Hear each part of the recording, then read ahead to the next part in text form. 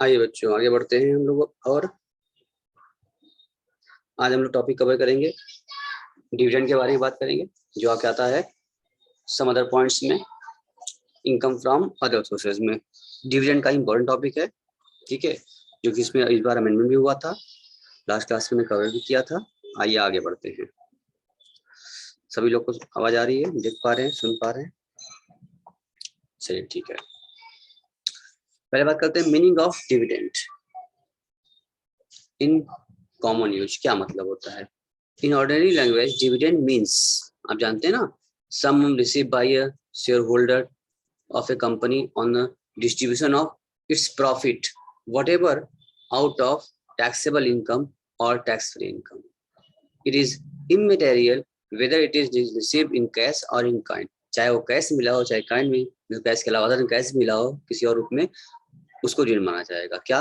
Share holder receive करता है company से, यानी कि सिर्फ अगर भाषा में बात किया जाए, सरल भाषा में बोले अगर, तो जो भी शेयर होल्डर किसी भी कंपनी में शेयर होल्ड करता है, यानी वो शेयर परचेज किया है किसी कंपनी का, शेयर पैसा इन्वेस्ट किया है कंपनी में, वो शेयर होल्डर है, तो कंपनी जो प्रॉफिट अर्न करती है उस प्रॉफिट को कंपनी अपने शेयर होल्डरों को, because at least the share holder are the owner of the company, तो उनको प्रॉफिट देना है, तो प्रॉफिट को डिविडेंड के रूप में नाम से दिया जाता है और कुछ नहीं है। यानी जैसे प्रोप्राइटरशिप में जो कंपनी, प्रोप्राइटरशिप में फर्म जो प्रॉफिट अर्न करता है प्रॉफिट लेता है, उसी प्रकार से कंपनी में जो प्रॉफिट अर्न करती है कंपनी, वो प्रॉफिट वो अपने शेयर होल्डर में बांटती है, उसको डिविडेंड के नाम से बांटती है, उसको कहते हैं डिविडेंड। यानी शेयर होल्डर डिविडेंड रिसीव करता है कंपनी से अगेंस्ट देयर कैपिटल, ठीक, उसको बोलते हैं डिविडेंड। ये शेयर होल्डर की हैंड में उसकी इनकम मानी जाती है, इनकम फ्रॉम अदर सोर्सेस में माना जाता है। अब आ रहा है आपके सामने डेफिनेशन ऑफ डिविडेंड। क्या है इसका डेफिनेशन? आइए देख लेते हैं। मीनिंग बार देख लीजिए, किसी कोई डाउट हो, कोई दिक्कत हो उनसे पूछ लीजिए, तो आगे बढ़े फिर हम लोग।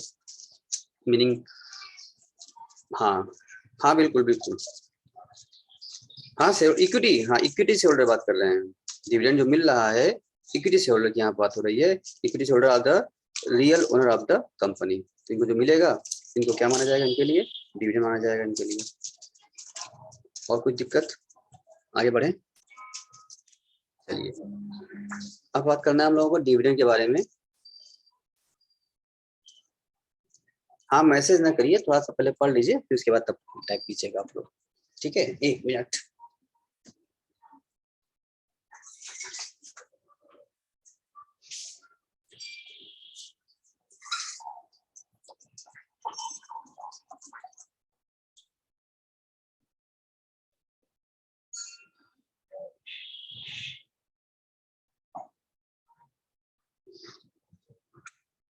चलिए, तो इसमें जो बताया जा रहा है आपको, अब बात कर रहे हैं इसके डेफिनेशन की। क्या है डेफिनेशन? ध्यान समझिए। द फॉलोइंग, ये बहुत इंपॉर्टेंट है बच्चों, सेक्शन 222, ये पांचों पॉइंट जो दिया हुआ है ABCDE, ये बहुत इंपॉर्टेंट पॉइंट है, ध्यान समझना है। थ्योरी में भी पूछा जाता है आपसे इस चैप्टर से, ठीक है, इसलिए ध्यान समझिएगा इसको, इसको थ्योरी में लिखना होगा आपको।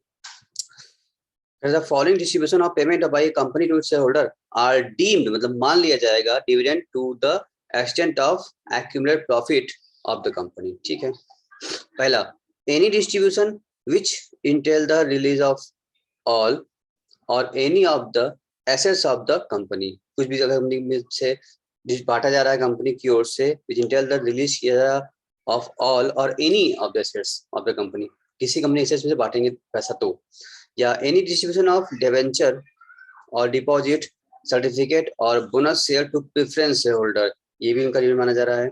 Any distribution on its liquidation, company जब लिक्विड हो रही है उस टाइम भी कुछ अगर बटा जा रहा है शेयर होल्डरों को तो। Any distribution on the reduction of its capital, company अपना कैपिटल कम कर रही है, रिड्यूस कर रही है, उसके बाद में कुछ बटा जा रहा है। Any payment of by closely held company by way of advance or loan or to a shareholder, advance तरीके से लोन तरीके से शेयरहोल्डर को कंपनी दे रही है, being a person who is the beneficial owner से जो भी है, having a at least 10% of the voting power or to any concern in which the such shareholder is a member of partner and which he has a substantial interest है, उनको भी अगर कुछ advance तौर पर मिल रहा है, कुछ दिया जा रहा है, उन सबको डिविडेंड के तौर पर देखा जाएगा। अच्छा, यहाँ पर सब्सटैंशियल इंटरेस्ट मतलब होता है कि उस कंपनी में कम से कम क्या उसका है 10% हिस्सा है, या फिर लिखा ना and he has a substantial interest है, कंपनी में उसका 20% हिस्सा है। If trade advance is given to share holder और concern out of accumulated profit, it shall not be treated as a deemed dividend to 22E। क्या हुआ है देख लीजिए ध्यान से फिर से एक बार। If trade advance is given to share holder, यानी ट्रेड करने के लिए दिया जा रहा है, कोई बिजनेस करने के लिए दिया जा रहा है, जैसी सी बात है वो ट्रेड के पर्पज से दिया जा रहा है, प्रॉफिट पार्टी ने ट्रेडिंग करने के लिए दिया जा रहा है, इसलिए उसको डिम नहीं मानेंगे, बाकी सबको हम डिविडेंड मान लेंगे। Dividend does not include the following, क्या क्या इसमें इंक्लूड नहीं होगा? A distribution made on the liquidation of a company or on the reduction of its capital in respect of preference share issued for full cash consideration। अच्छा, as the holder of this share is not entitled to event application to the participate in the surplus share। इनको मिलेगा ही नहीं तो क्यों मानेंगे, जब मिल रहा है कंसिडरेशन बदले कुछ दिया जा रहा है, मतलब कंपनी की ओर से उनको ऐसे कुछ मिल जाए तो डिविडेंड है, अगर कंसिडरेशन दे रहे हैं तो मतलब नहीं रह गया। सेकंड का a distribution made on the liquidation of the company और on the reduction of its capital. एक मिनट,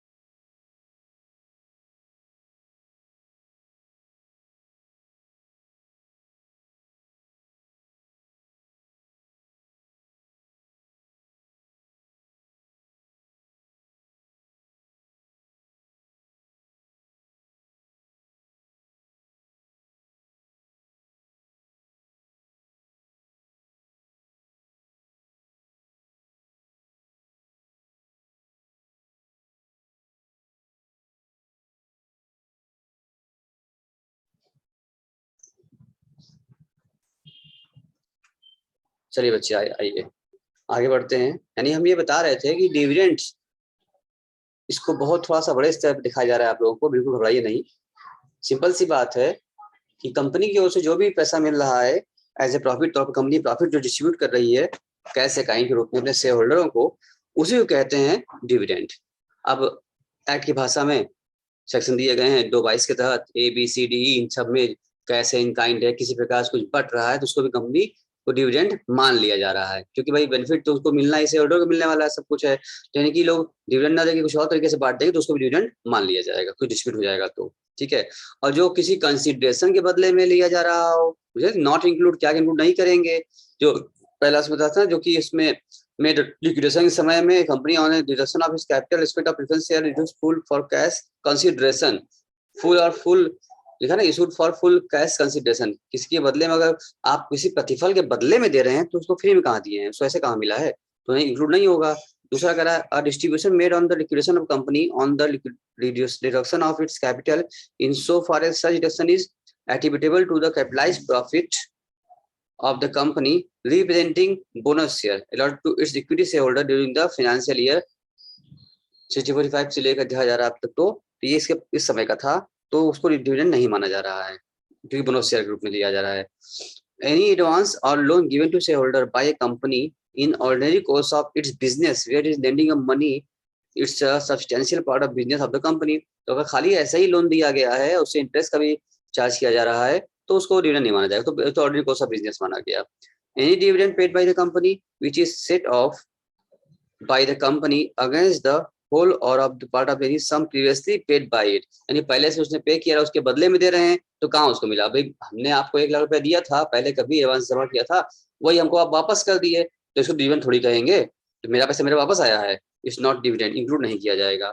फिर where company transfer its assets to another company in scheme of amalgamation such transfer is not regarded as distribution of, भाई जब company amalgamate हुआ, आपने corporate account में पढ़ा होगा, company जब अमलगमेट हो रहा है तो all the assets and liability of transfer company will become the asset liability of transfer company, आप जानते हैं, तो इसमें उसमें ट्रांसफर हुआ है तो उनको मिला थोड़ी है, अब इनके शेयर होल्डर जो थे अमलगमेटिंग कंपनी के शेयर होल्डर अमलगमेटेड कंपनी के शेयर होल्डर बन जाएंगे, तो उनको उनका शेयर इनका शेयर मिल जाएगा, तो इससे ट्रांसफर हो रहा है, कुछ बट नहीं रहा है, इसे डिविडेंड तौर पर नहीं माना जाएगा क्योंकि इससे बदलाव ट्रांसफर हुआ है, यहाँ पर कुछ मिला नहीं उनको। अब the payment made by the company in purchase of its own share from a shareholder it also with the process of, अब देखो कंपनी क्या कर रहा है, परचेज कर रहा है, ओन शेयर परचेज किया, उसके बदले पेमेंट किया है, इट्स नॉट डिविडेंड, तो परचेज कंसीडरेशन हो गया। यानी मतलब कहने का मतलब सेंस यही है बेटा कि अगर वो वहां से कंपनी की ओर से शेयर होल्डरों को कुछ मिल रहा है, कुछ बट रहा है, ऐसे बिना किसी कंसीडरेशन के, बिना किसी बकाया तौर पर एज ए प्रॉफिट तरीके से मिल रहा है, उनको फायदा होगा, तब उसको मानेंगे डिविडेंड, अदरवाइज और कोई भी केस आ जाएगा तो डिविडेंड नहीं माना जाएगा उसको। अब तो बात समझ में आ गई होगी। Distribution of the share purchase to demerge company company, वही उल्टा कर दिया, डिमर्ज आप जानते थे, जैसे कि एक्स कंपनी कोई है, उसमें से एक छोटी कंपनी टूट के बाहर निकल गई, एक टुकड़ा उसका बाहर अलग हुआ, डिमर्ज मतलब होता है, मर्जर मतलब होता है कि दो कंपनी का आपस में मिलना, और डीमर्ज मतलब होता है एक कंपनी टूट के दो भागों में बढ़ जाना, तो दो भागों में बढ़ेगा तो इनके शेयर उनके शेयर बनेंगे, इनका कुछ हिस्सा मिलकर उधर चला जाएगा, तो है तो उसी का पार्ट ना, अलग से थोड़ी इनको मिला है, पहले भी पार्ट था, आज अलग से पार्ट हो गया, पहले शेयर 100 रुपए थी, अब दो टुकड़ों में बढ़ गया, 50 की हो गई है, तो जो नया कंपनी बना है रिजल्टिंग कंपनी, उसका भी 50 नया शेयर मिला है, तो उसको पुराना हिस्सा था उसमें तब मिला, उसको ऐसे फ्री थोड़ी मिल गया, इट्स नॉट कॉल्ड डिविडेंड, ठीक है। अब आइए बात करते हैं एक्यूमुलेट प्रॉफिट क्या होता है। The meaning of the form term accumulate profit is very important to deeming a payment to be dividend as to by, दो बाई तुमको पता होना चाहिए, एक्यूमुलेट प्रॉफिट है वही, यही प्रॉफिट बटेगा तो ही डिविडेंड माना जाएगा, वरना डिविडेंड नहीं माना जाएगा।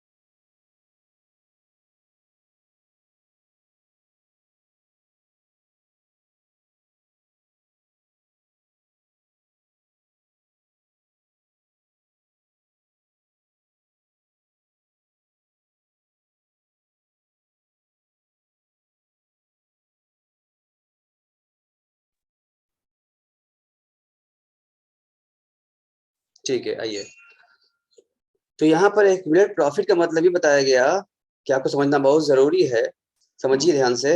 The expression accumulate profit includes all profit of the company up to the date, accumulate मतलब होता है बेटा इकट्ठा किया हुआ, जोड़ के रखा गया हुआ, जुटाया हुआ प्रॉफिट है, खाली प्रॉफिट है तो प्रॉफिट एक्यूमुलेट मतलब कई सालों का पीछे से चला आ रहा है बैलेंस, सारा बैलेंस प्रॉफिट का इकट्ठा किया हुआ बोलते हैं एक्यूमुलेटेड, जुड़ा हुआ प्रॉफिट है।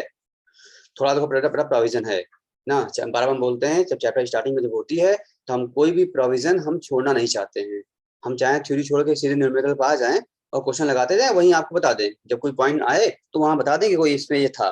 तो ऐसा हम काम नहीं करते हैं, वहां हम बताएंगे वहां चल के भी, लेकिन हमारा कोशिश पूरा रहता है कि कोई भी प्रोविजन आपका छूटे ना। इसको थ्योरी मत समझो, ये सब प्रोविजन है इनकम टैक्स एक्ट का, अदर सोर्सेस का, जो आपको पूरा जाना जरूरी है।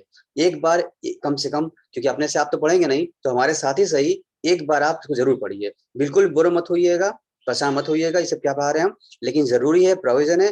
थोड़ा समय एक आदमी लगता है इसमें प्रोविजन पढ़ने में, उसके बाद जब क्वेश्चन लगाएंगे आप तो बड़ा मजा आएगा, क्योंकि सब पता रहेगा आपको ना। बिना प्रोविजन के आप क्वेश्चन नहीं लगा सकते हैं, एग्जाम में भी कंफ्यूज जाएंगे आप। अब प्रोविजन पता रहेगा तो एकदम आराम से डिसीजन लेंगे आप, क्या करना है क्या नहीं करना है, क्या ठीक होता है। इसलिए बिल्कुल मत घबराना, आराम से प्रोविजन कवर करो। बिल्कुल हम पूरा आराम से सब कोर्स खत्म करेंगे, कोर्स चिंता मत करिएगा आप ना, कि सब क्या पढ़ा रहे हैं, बिल्कुल करने दो, प्रोविजन है, हम पूरा कर देंगे।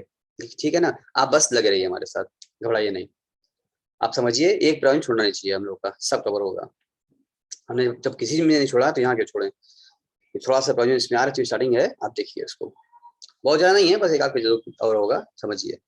तो यहाँ पर कहा गया है एक्सप्रेशन फिर प्रॉफिट बताइए, ऑल प्रॉफिट जो किया जा रहा है, गेन किया जा रहा है बिफोर 1 अप्रैल 1946 ऑन और आफ्टर 31 मार्च 1948 एंड बिफोर 1 अप्रैल 1956, ये सब पूरा मिला करके बताया गया है कि जितने अब तक जो प्रॉफिट जाते हैं वो सब प्रॉफिट मिला लिए तो उसको बोलते हैं एक्यूमुलेट प्रॉफिट है, उसको होता है। अब ये बात करते हैं हम लोग some other aspect of dividend. Normal dividend क्या होता है, डीम डिविडेंड क्या होता है, इंटरिम डिविडेंड क्या होता है, प्लेस ऑफ अप्रूवल, ये सारी चीजें जानना जरूरी है, नहीं जानोगे तो कैसे करोगे। थोड़ा सा इसके बारे में समझते हैं, ये क्या है। ये नॉर्मल डिविडेंड मतलब होता है any dividend declare by company at its annual general meeting. Company अपने एजीएम में जो भी नॉर्मली डिविडेंड डिक्लेयर करता है उसको बोलते हैं normal dividend, shall be deemed to be a income of previous year in which the so declare it is normal dividend माना जाएगा।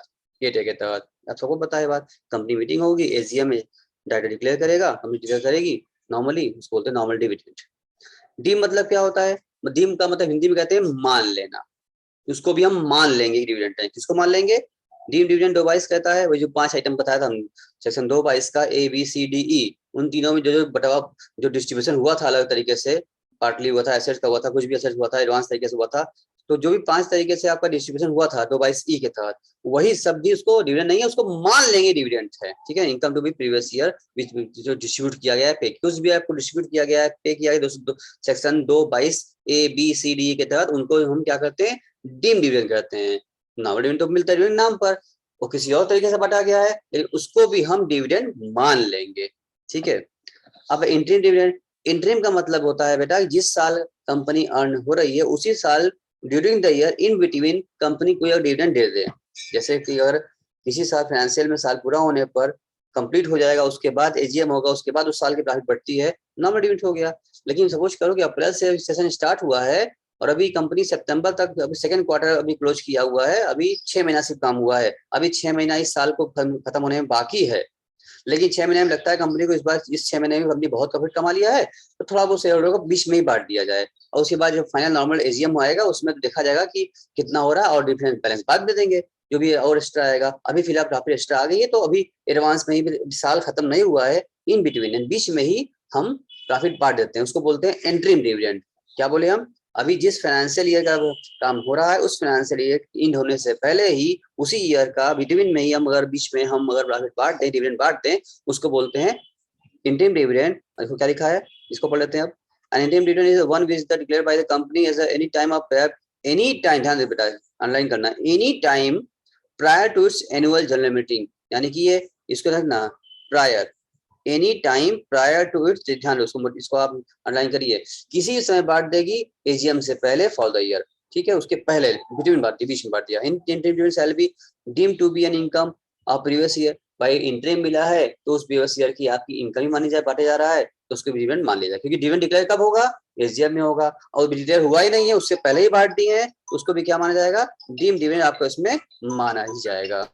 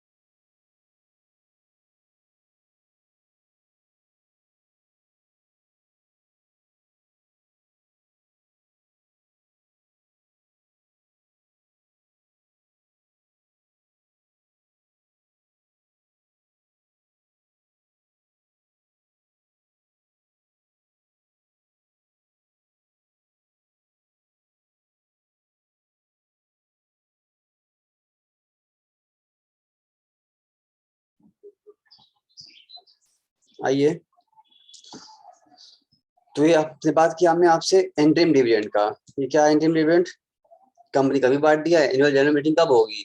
तो ईयर एंड होने वाली है, बाद में होगी, पहले ही बांट दिए हैं तो उसको भी हम कहेंगे डिविडेंड मान लेंगे उसको, ठीक है ना।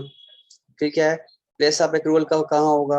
Under section 9(1)(4) the dividend paid by a Indian company outside India shall be deemed to accrue in India. देखो सीधी सी बात है, ये हमने जब आपको हम पढ़ाते रहे रेजिडेंशियल स्टेटस, उसी टाइम हमने आपको ये कवर किया हुआ था कि भाई चार बातें वहां थी। एक्रू इन इंडिया, इनकम आपकी इंडियन कंपनी है, यानी आपकी पैसा इंडिया में लगा हुआ है, आपका इंडिया में ही एक इनकम एक्रू हो गया है, भले वो विदेश में जाके पेमेंट हो जाए ना, लेकिन वो आपका इंडियन इनकम माना जाएगा और ये इंडियन इनकम मान ली जाएगी। ऐसा नहीं कि आप इंडियन कंपनी में हैं, आप फॉरेन चले गए, बोले हमको यहाँ पेमेंट कर दो, आपकी पेमेंट वहां चला गया, पेमेंट फॉरेन अकाउंट चला गया, वहां फॉरेन मिल गया आपको, इसलिए इसका मतलब ये नहीं है कि आप जो बच जाएंगे टैक्स से, आप डिविडेंड नहीं मानेंगे, वो भी आपका डिविडेंड माना जाएगा, ठीक है ना। जहां पे एक्रू हुआ है इंडिया ही माना जाएगा। Dividend paid bye foreign company outside India is not, देखो क्या लिखे यहाँ पर, dividend paid bye foreign company, online करो, पेड कौन कर रहा है? Foreign company. कहाँ कर रही है?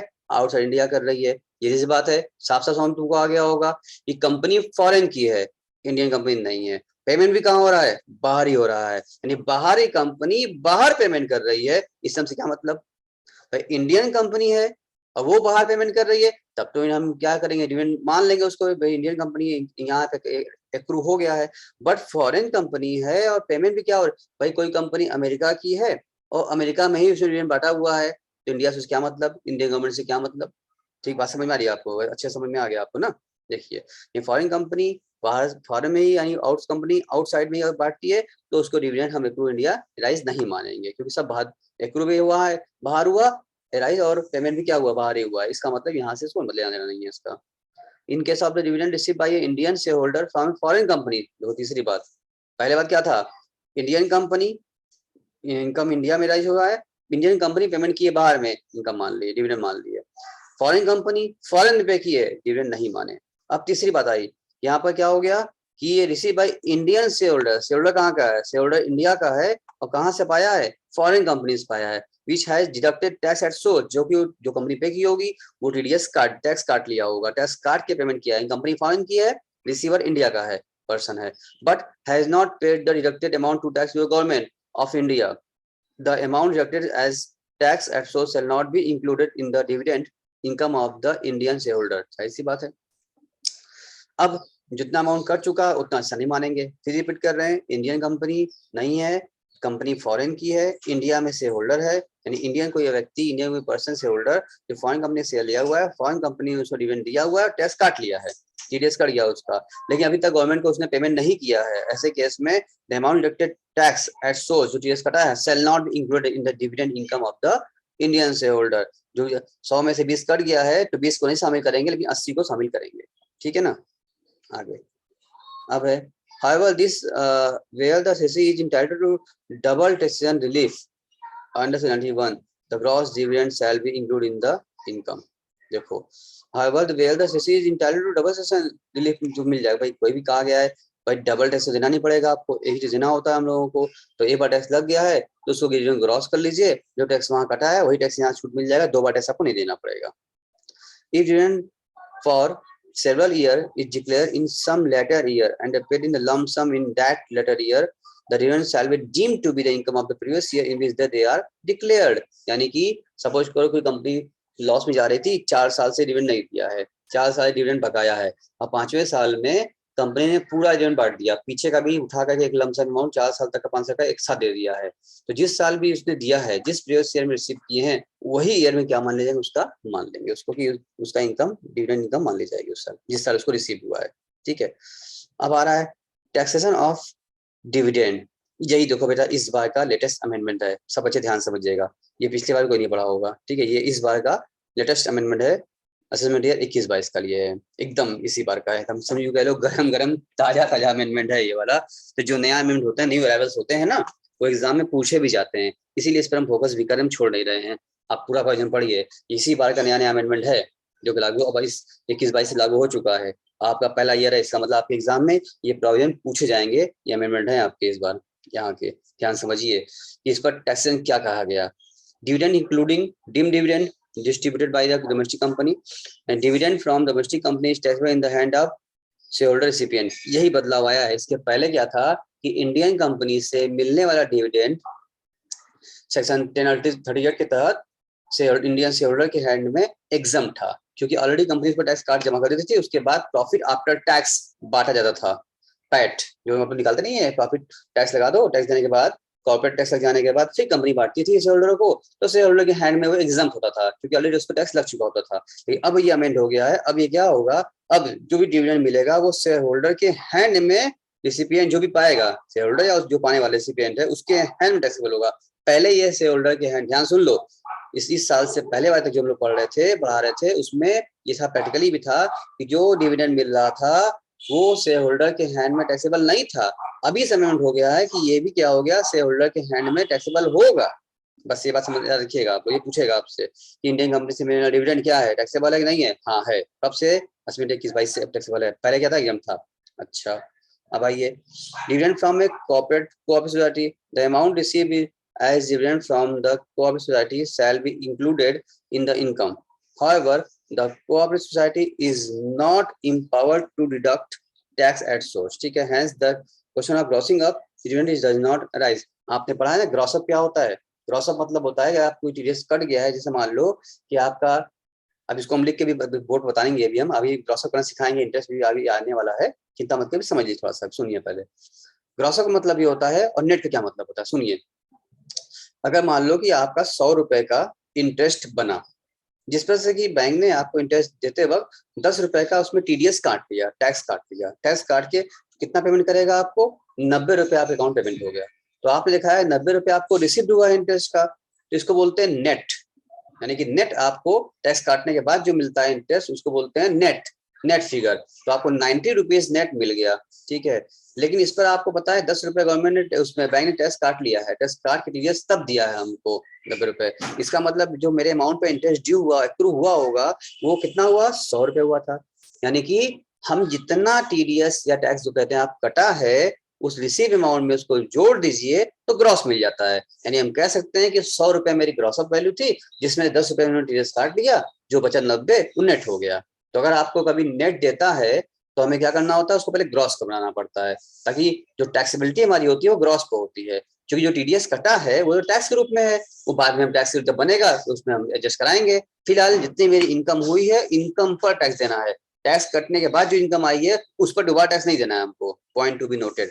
इसको हम और भी कवर करने वाले हैं, कई जगह अभी आएगा, अभी इसको बोर्ड पे भी कवर कर, लिख के कवर करेंगे। अभी थोड़ा सा आराम से करिए, कोई दिक्कत नहीं है, ठीक है। वैसे समझिए ग्रॉस और नेट क्या होता है, बराबर वर्ड आएगा, इसलिए बता रहे हैं आपको। ग्रॉस का मतलब total amount, total due, total accrue amount जो भी ड्यू हुआ है, और टीडीएस कट जाने के बाद जो अमाउंट बचता है उसको नेट बोलते हैं। तो अगर आपको ग्रॉस दिया है तो अच्छी बात है, ग्रॉस नहीं दिया है, टीडीएस कट के मिला है, तो आप उसमें जितना टीडीएस कटा है उसको जोड़ दीजिए, ताकि आपका ग्रॉस वैल्यू मिल जाएगा। आई थिंक ये बात क्लियर हो गई आपको। तो यहाँ बोल रहा है कि जब डिविडेंड फ्रॉम मिलता है कोऑपरेटिव सोसाइटी से, तो ये लोग टीडीएस नहीं काटते हैं। जब टीडीएस काटते ही नहीं है तो ग्रॉस का सवाल नहीं पैदा होता। वही यहाँ बता रहा है, भाई जो 100 रुपए इंटरेस्ट हुआ 10 रुपए काटेंगे आप, नेट 90 मिला, तब न 10 ऐड करके 100 पहुंचेंगे। लेकिन कह रहे 100 रुपए ड्यू हुआ, 100 मिल गया पूरा, काटे ही नहीं, कोऑपरेटिव सोसाइटी काटती ही नहीं है। तो भाई जब कटता नहीं, जो ड्यू हुआ पूरा मिल गया, जब टीडीएस कटा ही नहीं तो ग्रॉस किस बात का? वो यहाँ कह रहा है, however cooperative society is not empowered to deduct the tax source। TDS नहीं काटती है, इसलिए यहाँ पर ग्रॉसिंग अप करने का सवाल ही पता नहीं होता, कुछ नहीं होता है। अब जो मिला है तो डिविडेंड डज नॉट अराइज, ठीक है, वही वैल्यू मान लेते हैं यहाँ पर। अब यहाँ ग्रॉसिंग करते हैं हम लोग। Dividend from foreign company, the dividend receive from foreign company is to be included net in the income. However whereas the SEC claim double taxation relief on the gross amount shall be include in the income, वो तो अलग बात हो गई है। लेकिन कहा था ऊपर भी सेक्शन पढ़ा था हम लोगों ने कि जब फॉरेन कंपनी से इंडियन पर्सन को, कोई इंडिविजुअल को अगर कोई डिविडेंड मिलता है और वो टैक्स काट के मिलता है, तो टीडीएस का अमाउंट, जो टैक्स का अमाउंट है, वो टैक्सेशन में इंक्लूड नहीं करते हैं। अभी हमने एग्जांपल भी लिया था, 100 रुपए में मान लो 20 रुपए का टैक्स कट गया है, फॉरेन कंपनी ने काट लिया है, तो आप 20 नहीं 80 रुपए जोड़ेंगे अपने इनकम में। फॉरेन कंपनी वाला क्रॉस अप नहीं करेंगे आप, क्योंकि डबल टैक्स नहीं देना हमको, ठीक है। आगे फिर क्या हो रहा है, अब आपके सामने आ रही है winning from lotteries, crossword, puzzles. अब ये सब बातें आ रही हैं, इसको कवर करना हो हम लोगों को, कि जब ये सभी लोग देख पा रहे हैं, सुन पा रहे हैं ना। चलिए तो कवर करते हैं। Dividend from a foreign company, दो सॉरी हो गया, winning from lottery, crossword puzzles, card game and other game, gambling और बेटिंग और winning from race including horse race. इस प्रकार का आप कुछ भी करते हैं, आप सट्टेबाजी कर रहे हैं, जुआ कर रहे हैं, तो कार्ड खेले हैं, गेम खेले हैं, है ना, कार्ड गेम जो लोग ताश खेलते हैं, ताश की पत्तियां खेलते हैं, ठीक है, गैम्बलिंग हो रही है, या विनिंग फ्रॉम लॉटरी, लॉटरी लगी है आपकी, या क्रॉसवर्ड पजल आपने जीता हुआ है जो खेलते हैं, इवन आपने कौन बढ़ेगा करोड़पति के वाले भी आप से पैसा जीत करके आए हैं वहां से, ये सब आपकी कैजुअल इनकम मानी जाती है, जो कि इनकम फ्रॉम अदर सोर्सेस के हेड में टैक्सेबल होती है। Getting it? बात समझ में क्या बोले हम? ये सब income from other source head में टैक्सेबल आपकी हो जाती है। इसको एक बार पढ़ लीजिए, क्या लिखा है पढ़िए, रीड करिए, फिर हम बता के आते हैं आपको। एक बार रीड करिए, इसको क्या लिखा है।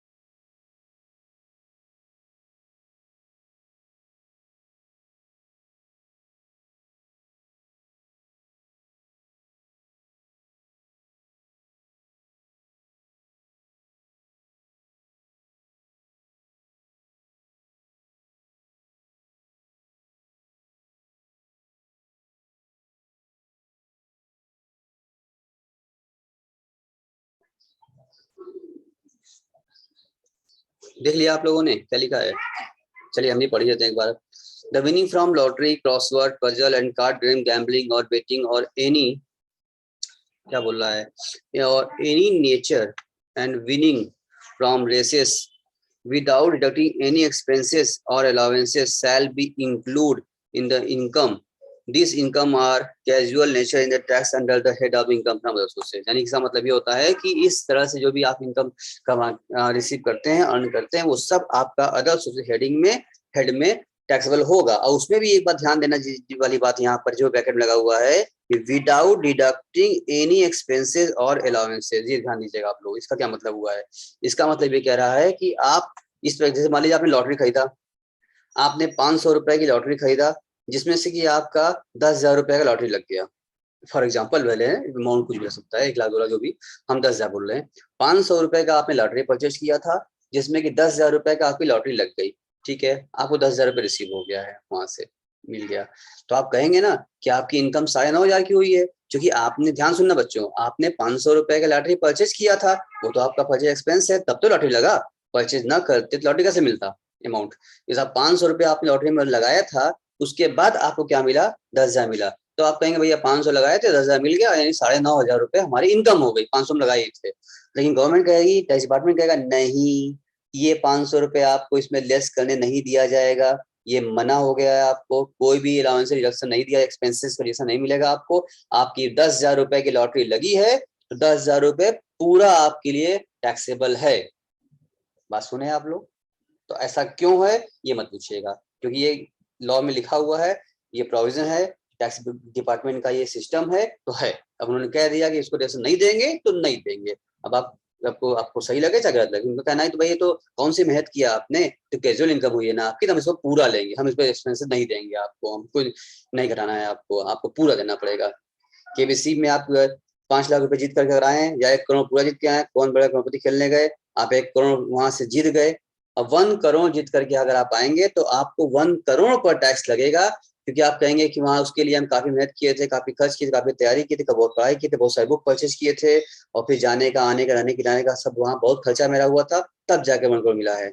लेकिन नहीं, आपको कोई भी एक्सपेंसेस आप किए हैं उसको रिएक्शन नहीं मिलेगा, पूरा पूरा फुल अमाउंट जो आपका विनिंग अमाउंट है उस पर टैक्स लगेगा आपका, इसमें से एक्सपेंसेस आप लेस नहीं कर सकते हैं, ये बात ध्यान रखिएगा।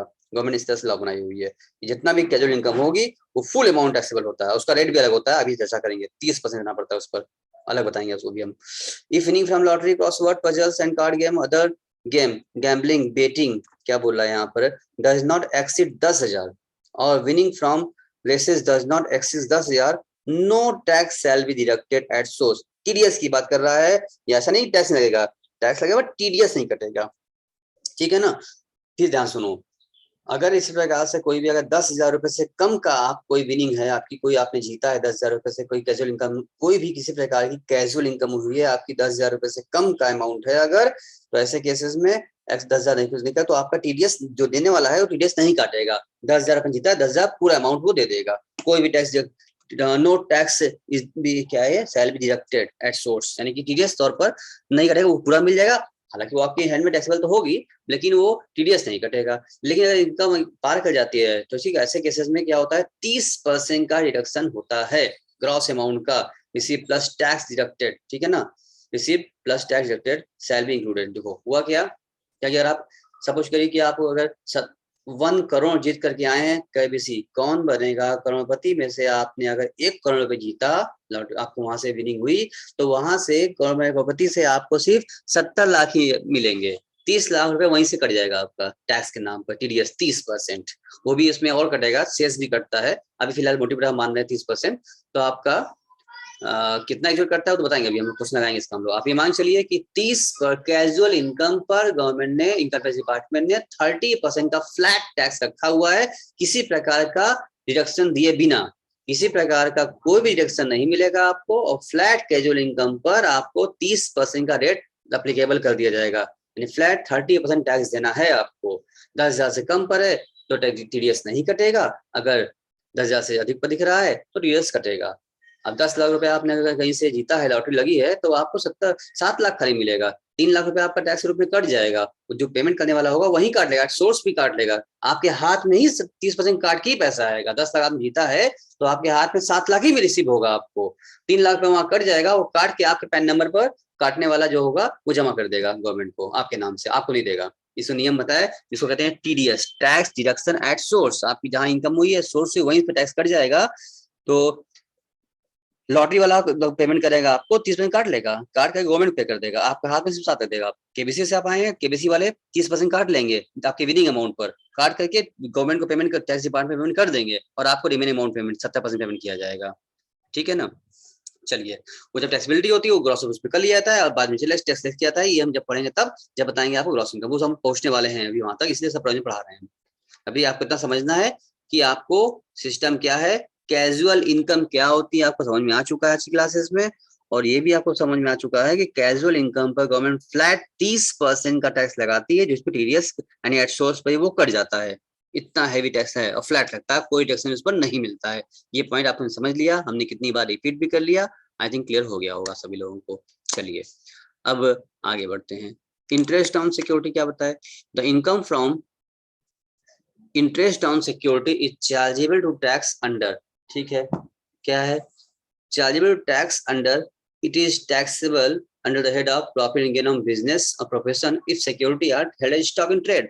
यानी कि देखो, आपने कोई डिबेंचर शेयर्स या कोई ऐसा स्टॉक सिक्योरिटी रखा हुआ है जिस पर आप डेली ट्रेडिंग करते हैं, परचेस करते हैं, तो उस पर कोई इंटरेस्ट आया है तो यहाँ पर डेली बिजनेस का पार्ट हो गया है, तो ये पीजीपी में ट्रांसफर होगा।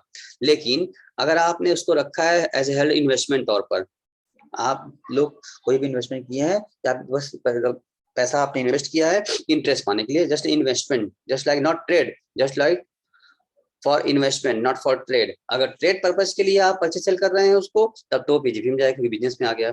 अगर आप इन्वेस्टमेंट पर्पज के लिए उसको हेल्ड किए हुए हैं तो उसका इंटरेस्ट जो भी आपको मिलेगा वो सारा interest income from other sources के हेड में टैक्सेबल हो जाएगा।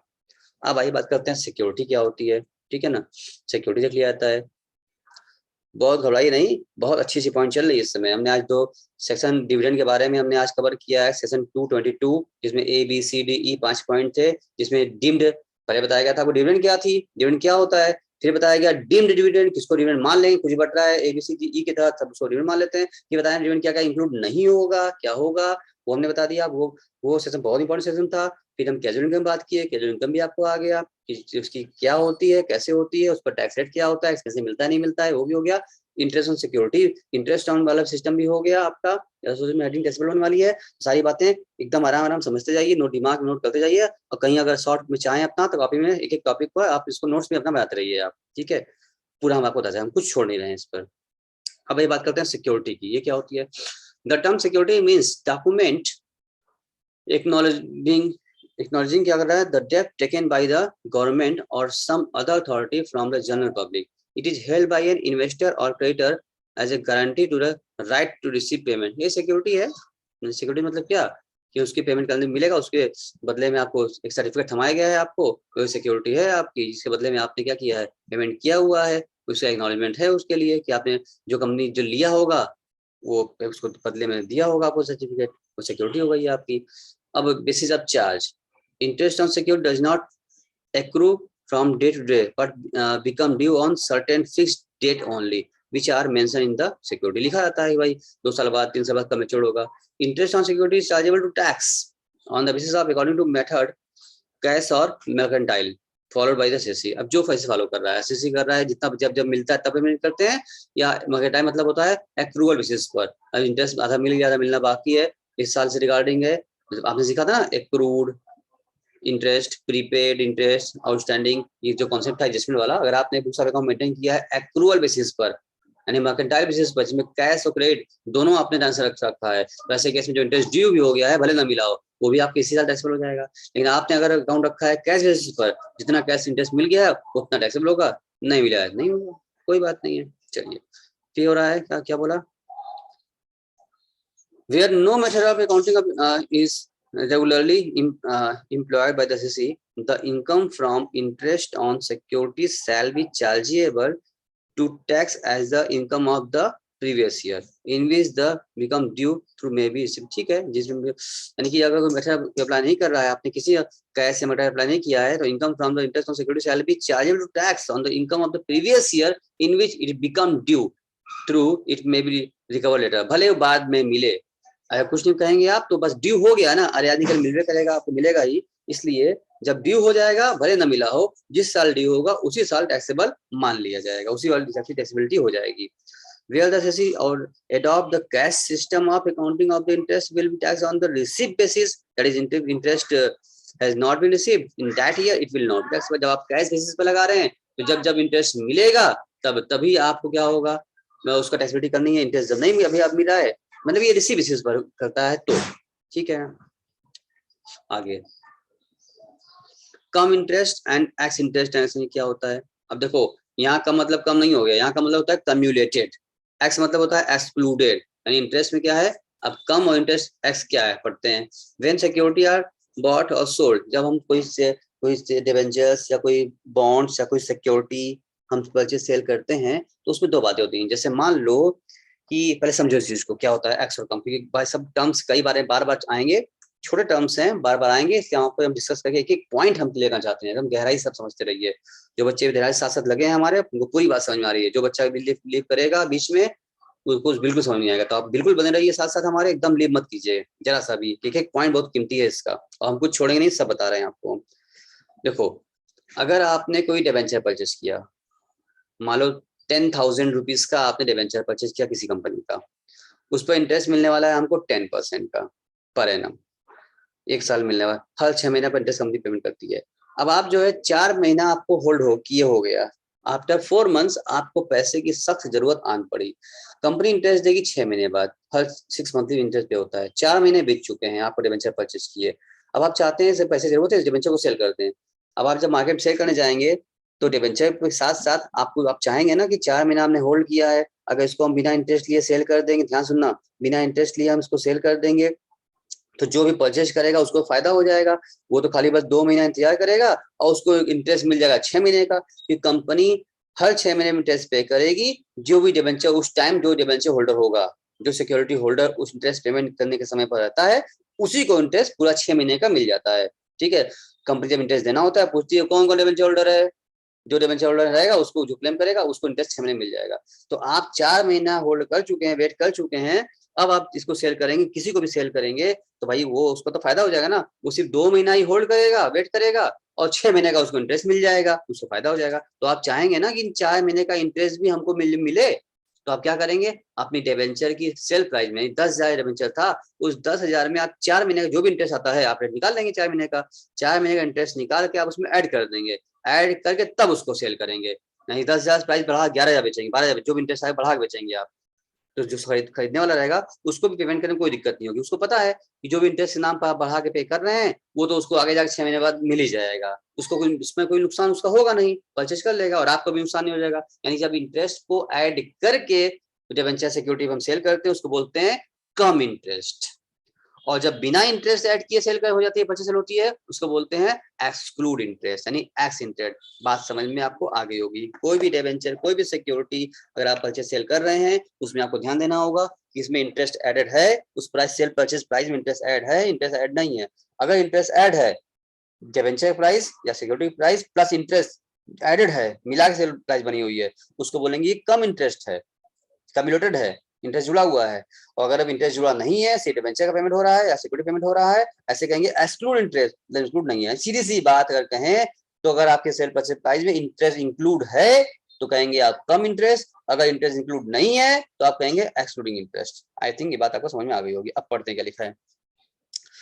When the security are bought or sold between the two interest dates, the transaction is either come interest or less interest. Whatever be nature of the transaction, the interest on security be regarded as fully of income of the person who happens to be the owner of that the time of the when the interest is due. यानी जहां तक due हो चुका है वहां तक का interest आपके हाथ में टैक्सेबल हो जाएगा, उतना टैक्स आपको पे करना पड़ेगा। ठीक है, अब आइए क्या कह रहा है इसके बात कर लेते हैं हम लोग। अब commission on purchase and sale of security, commission on other expenses incurred respect of purchase or sale of security are not deducted from interest on security. अच्छा, such expenses payable at the time of the purchase of the security include the cost of the purchase करते वक्त, अभी जो भी आपका brokerage लगा है, commission लगा है, या सेल करते वक्त सिक्योरिटी को आपका परचेज या सेल करते वक्त आपको जो है कमीशन या बोनस आपने पेमेंट किया है, ब्रोकरेज आपने दिया है, ये चीज इससे इंटरेस्ट से मतलब नहीं होगा। ठीक है ना, अभी आपने कॉस्ट ऑफ कैपिटल पढ़ा है तो कॉस्ट ऑफ कैपिटल में फ्लोटेशन कॉस्ट के रूप में इसको आप इशू प्राइस से लेस करते थे, ना कि इंटरेस्ट में आप लेस करते थे। तो इसका जो भी अभी आप लोग चैप्टर पढ़ रहे हैं ना कॉस्ट ऑफ कैपिटल, उसमें हमने पढ़ाया आपको, तो कॉस्ट ऑफ अभी पढ़ा है आपने, उसी प्रकार से यहाँ बताया कि इंटरेस्ट से इस एक्सपेंस फ्लोटेशन कॉस्ट का कोई मतलब नहीं है, एक्सपेंसेस मतलब नहीं होगा आपका। यानी कि ये जो होगा परचेज करते वक्त आपके सिक्योरिटी में प्राइस बढ़ जाती है, ऐड हो जाती है, और सेल करते वक्त उसमें सिक्योरिटी में से लेस कर लेते हैं। कि आपने 100 का परचेज किया था, 10 रुपया एक्सपेंस कर दिया, तो आपका एक्स 10 का पड़ा, आप 100 10 जोड़ लीजिए, 100 का आपने सेल किया है, 10 एक्सपेंस कर दिया, इसका मतलब आपको करीब 90 मिलेगा। यानी सेल करते वक्त एक्सपेंसेस घट जाते हैं और ऐड करते वक्त उसी प्राइस में से एक्सपेंसेस ऐड हो जाते हैं। ये बात भी आप क्लियर हो गई होगी, आई थिंक समझते हैं। यहाँ तक बच्चों को दिक्कत तो बिल्कुल भी नहीं होगी। अब बात कर रहा है profit and loss on sale of security. ये क्या है, profit and loss on sale of security क्या है, देख लेते हैं। If the purchase and sale security और not the business of the CC and hold for the security investment, भाई बिजनेस नहीं करना है, परचेज एंड ट्रेडिंग करते नहीं है, not for trade, it's for investment है, तो इस पर जो इंटरेस्ट मिलता है वो there on the profit on sale of security as a capital gain and taxable under the head of capital gain. Capital gain chapter में हमने पढ़ा था, जब वो शेयर परचेज करता रहा, share also security, debenture purchase करते में सेल करते थे आप, ये चीज कैपिटल गेन पार्ट। इंटरेस्ट जो है वो आपका अदर सोर्स में टैक्सेबल हो जा रहा है, और वही अगर आप सिक्योरिटी परचेज सेल किए हैं उसमें जो प्रॉफिट लॉस हो रहा है वो हम आपने सीखा था, हमने बताया था आपको कि शेयर सिक्योरिटीज पर वो 12 महीने का सिस्टम था ना, 12 महीने शॉर्ट टर्म, 12 ऊपर किया तो लॉन्ग टर्म कुछ ज्यादा रहा आपको, तो वहाँ short long term capital gain में जाएगा। सिक्योरिटी परचेज सेल करने में जो प्रॉफिट लॉस हो रहा है वो आपकी कैपिटल गेन की प्रॉफिट लॉस हो रही है, इनकम होगी, गेन होगी, और जो इंटरेस्ट मिल रहा है उसके ऊपर वो आपकी income from other sources head में टैक्सेबल होगी। बात क्लियर हो गया सब बच्चों को? फिर सुन लो, कोई भी डिबेंचर है, कोई भी आपका सिक्योरिटीज है, तो इस पर जो इंटरेस्ट मिल रहा है वो इंटरेस्ट आपका इनकम फ्रॉम अदर सोर्सेज में टैक्सेबल होगा। लेकिन आप सिक्योरिटी आपने इस बच्चे सेल कर रखा है, सेल किया हुआ है, तो उस पर जो प्रॉफिट ऑन सेल ऑफ जो होगी एसेट्स होगी वो आपका कैपिटल गेन में होगा, जो कि हम लोग वहाँ कैपिटल गेन में पढ़े भी थे, इसको बहुत सारे क्वेश्चन भी लगाया था हम लोगों ने। आई थिंक ये बात आपको क्लियर हो सकती होगी, दोनों बात होगी, यानी यहाँ भी और वहाँ भी दोनों हो गया। अब आ रहा है सामने आपकी बात टाइप्स ऑफ सिक्योरिटीज कि कितनी टाइप सिक्योरिटी होती हैं, ठीक है। तो अब तो इस पर हम थोड़ा आपको होमवर्क देंगे कि अब आप एक काम करेंगे कि इसमें टाइप सिक्योरिटी एक बार आप रीड करके रखेंगे, सारा रीड कर जितना दिया हुआ है आप रीड कीजिएगा, क्योंकि सब आपको दिखाना है कि हर टाइप की सिक्योरिटी इसमें दे रखा है, आप रीड कर लीजिएगा। बाद जहाँ ना कुछ ना समझ में आए आप हमसे पूछ लीजिएगा। सब बॉन्ड से इतने सब सिक्योरिटी लोग पेमेंट करते हैं, इन्वेस्टमेंट करते हैं, इन सब चीजों से इंटरेस्ट मिलता है। लिखा है following securities bond deposit fully exempted from tax, इसमें दिया हुआ है। तो इसमें टैक्स फ्री भी आते हैं, टैक्सेबल भी आते हैं, कई बार सिक्योरिटीज होते हैं। तो सब ये नाम आपको याद करना पड़ेगा। कितने सारे जो आते हैं टैक्स फ्री वाले में आते हैं, इन जगहों पैसा जमा करेंगे तो इस पर जो इंटरेस्ट मिलेगा वो टैक्स फ्री हो जाता है। तो गवर्नमेंट को की पॉलिसी है, सब जो है, तो इसमें हम लोग क्या करते हैं, ध्यान रखते हैं, सीसी को बताते हैं भैया पैसा इन्वेस्ट करना ही है आपको, तो जो जो गवर्नमेंट ने नोटिफाई कर रखा है इन जगहों पर आप इन्वेस्टमेंट कीजिए, तो इस पर जो इंटरेस्ट मिलेगा आपको वो इंटरेस्ट आपके हैंड में अगर टैक्सेबल नहीं होगा, एग्जाम्प्ट हो जाएगा, ठीक है ना। तो ये सब चीजें दिया हुआ है कि कुछ सिक्योरिटी जो है बताया गया है इसमें कि एग्जाम्प्ट फ्रॉम टैक्स है, इतने इन लोगों ये पॉइंट दिया है इसमें, कोई interest on for all SSC कितना दिया गया है, सब एसएससी इन जगहों पैसा जमा करेंगे आप लोग इन जगह पर, तो जिस पे इंटरेस्ट मिले सब एग्जाम्प्ट हो जाएगा, ठीक है ना। टैक्स पे हमसे दे रखा है, ये एक बार रीड कर लीजिएगा आप, जहाँ दिक्कत आएगी वहां पढ़ेंगे हम लोग। फिर आ जाएगा bond and bond washing and transaction, ये शुरू करेंगे हम लोग अगले क्लास में, ठीक है। अभी तो फिलहाल ये हम लोग छोड़ते हैं आपको यहाँ पर, हम इतना रीड कर लीजिएगा आप। और ये टैक्स फ्री देख लीजिएगा, इतने सारे सिक्योरिटीज आप जमा करेंगे तो टैक्स फ्री हो जाएगा, बाकी सिक्योरिटी टैक्सेबल होता है, तो सीखा हम लोगों ने। तो अब ये आपको होमवर्क बनता है, यहीं रोकते हैं, ऊपर से चला जाए आप कितना जितना हमने कवर टॉपिक आज कवर किया है वो पूरा रिपीट कर लीजिए। जिनका जो लोग लेट्स ज्वाइन किए हैं या जो लोग मिस हो जा रहा है, काफी क्लास छूटी बीच में लीव किए थे, वो लोग फिर से रिक्वेस्ट करेंगे। हम क्लास यूट्यूब पर छोड़ दे रहे हैं, अपलोड कर देंगे इस पर, यहीं पर हम, आप इसको फिर से रिपीट भी कर सकते हैं, ठीक है ना। आप रिपीट कर लीजिएगा क्योंकि एक दो दिन में इसको हम डिलीट भी कर देते हैं, छोड़ते नहीं हमेशा, आपको पता है ये बात। जिन लोगों ने लेट में ज्वाइन किया था, स्टार्टिंग में छूटा हो, तो अभी हम छोड़ दे रहे हैं इसको, आप वापस फिर से इसको क्लास को रिपीट कर लीजिएगा। जो लोग साथ साथ कर रहे हैं हमारे, कोई दिक्कत, तुमको पूरा समझ में आ गया होगा, वो भी अगर रिवाइज करना चाहें, फिर से एक बार समझना चाहें, तो पूरी क्लास फिर रिवाइज वो कर सकते हैं, ठीक है।